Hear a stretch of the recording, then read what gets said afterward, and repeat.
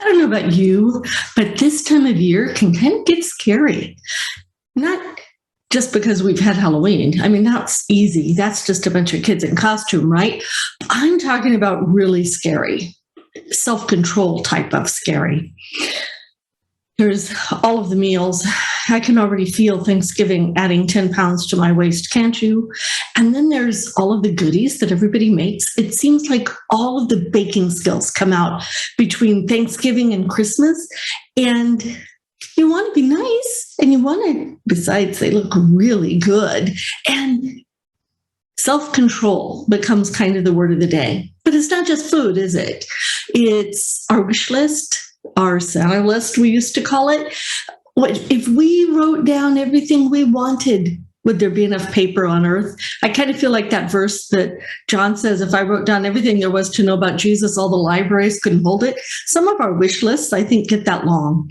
We want things. We want people. We want relationships. We want relationships to change so that they're more peaceful. And wouldn't we all just really like peace on earth and goodwill toward men? So I want to talk to you about self-control that I saw exhibited by a little girl on the chancel about a decade ago. This young girl was on the chancel, and I happened to be sitting on the chancel and watching her, and she was up there for a children's message. But she wasn't really paying attention to the children's message, sitting on the steps there. Instead, what she was doing, she had found a power cord, the cord that went to one of the microphones, and she started playing with it, and you could see the wheels turning. Have you ever seen that, where you know what they're thinking? She was thinking this would make a really good jump rope. Now, the person doing children's message is trying really hard to touch the rest of these kids' lives and tell them about Jesus and how important he is. And this one little girl had gotten behind the person giving the message and thought she had a place to hide. So when she did, she looked up at me. She happened to just glance at me, and I shook my head. And she went, and then she did something else. Now, she found all sorts of ways to keep her hands busy. She touched her fingers together. She held a hand. She touched her shoulders, touched her face. You could tell she was trying to find something to do with her hands that would help her control herself. What she did is something I think we can learn from for the holidays. So here's my prayer for you. See, God didn't give you a spirit of fear to be afraid of the holidays, but of power and of love and of a sound mind.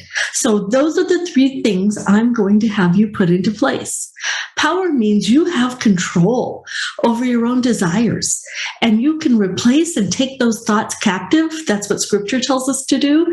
Say, is that a godly thought or not? If it's not a godly thought, get rid of it and find God's thought instead.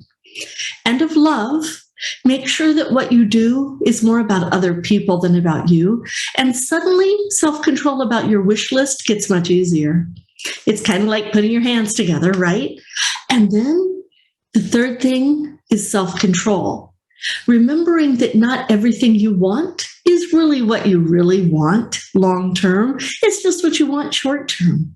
So if you'll pray for me during this time, I'll pray for you during this time. And let's see if we can't get through Thanksgiving, where we're supposed to be praising God, and Christmas, where we're supposed to be celebrating God's sacrifice to come to earth, giving up everything in heaven to be for us, and concentrate on those things rather than all of the things we would like to have. If we do that, I think we can truly, maybe, have a very Merry Christmas.